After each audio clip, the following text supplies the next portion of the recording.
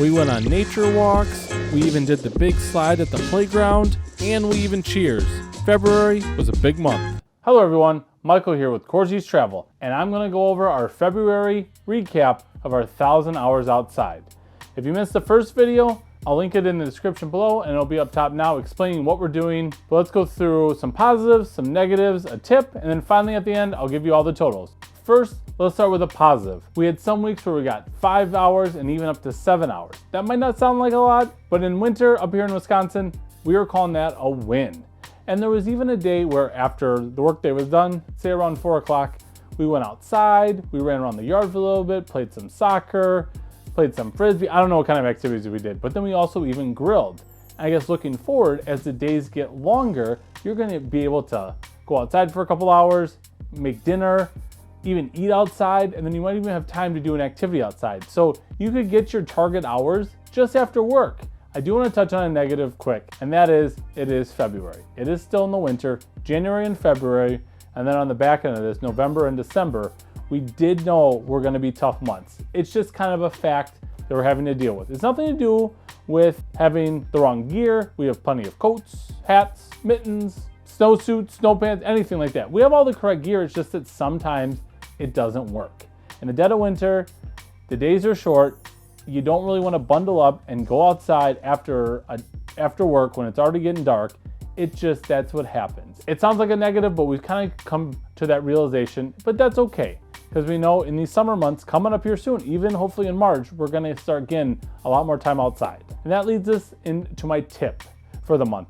My tip is don't push it, let it happen organically. There was a luminary walk that we went up to at Pike Lake. It had all sorts of different things. It had some snacks, it had different enrichment activities. It also had 2 Luminaire loops that you could go on. There's 2 time slots. There was one from 4 to 6, and there was one from 6 to 8. Since we have a 2.5-year-old, we picked the 4 to 6. And since it was in the middle of February, we figured by the end of it, more around the 5 o'clock, maybe around 6 o'clock, the luminaires would be really pretty and they'd be really nice. Well, we were about an hour into the event and that 20-minute car nap was starting to catch up to us. He was getting cranky. He only wanted to play on the playground. I guess even if he would have napped, that's all he really wants to do anyways. And we first thought, you know what? We need to get the 2 hours. That's why we're here. The event is 2 hours. We need these 2 hours because it's in February. But then we thought, it's not going to be any fun. He's going to be miserable. We're going to be miserable because he's miserable. And then we're not going to actually enjoy the experience of being outside, which was the whole intent of this, was to enjoy being outside more. It is a challenge to make the hours, but if you're not enjoying it, then why do it? So that was just a real good tip that I have to anyone doing this, or I guess in any activity, don't push it. We had a much better experience, only getting an hour and 15 minutes that day.